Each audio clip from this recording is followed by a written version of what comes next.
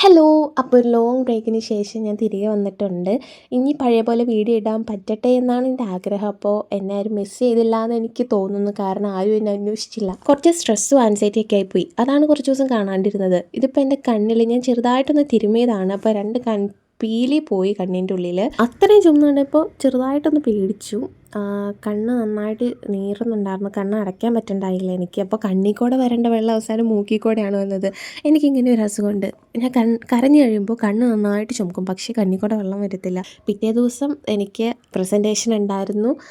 ഇത് ക്യാൻറ്റീനിലത്തെ കഞ്ഞിയാണ്. ക്യാൻറ്റീനിലത്തെ കഞ്ഞി നല്ല ടേസ്റ്റാണ് കേട്ടോ. അപ്പോൾ എൻ്റെ കയ്യിൽ ഞാൻ വീഡിയോ എടുക്കാത്തതുകൊണ്ട് കുറേ ക്ലിപ്സൊന്നുമില്ല. ഞാൻ കുറച്ച് ദിവസത്തെ 2-3 ദിവസത്തെയൊക്കെ ആഡ് ചെയ്തിട്ടാണ് കേട്ടോ ഈ വീഡിയോ ഉണ്ടാക്കുന്നത്. ഞങ്ങൾ പരസ്പരം അങ്ങോട്ടും ഞങ്ങളുടെ വിഷമങ്ങൾ പറഞ്ഞ് അങ്ങോട്ടും ഇങ്ങോട്ടും അങ്ങോട്ട് ആശ്വസിക്കുമായിരുന്നു. ഇതിപ്പോൾ ലാപ്പിൽ കുത്തി കളിക്കുന്നത് എന്താണെന്ന് വെച്ചാൽ, അവൻ എൻ്റെ അടുത്ത് മാറാൻ പറയുന്നുണ്ട്. കാരണം അവന് ഇത് സ്പൈറൽ ചെയ്ത് സബ്മിറ്റ് ചെയ്യണം. പക്ഷേ എനിക്ക് വീഡിയോ ക്ലിപ്സ് ഇല്ലാത്തതുകൊണ്ട് ഞാൻ തന്നെ അഭിനയിച്ച് കുറച്ച് ക്ലിപ്സൊക്കെ ഞാൻ തന്നെ അങ്ങ് ഉണ്ടാക്കുക കേട്ടോ.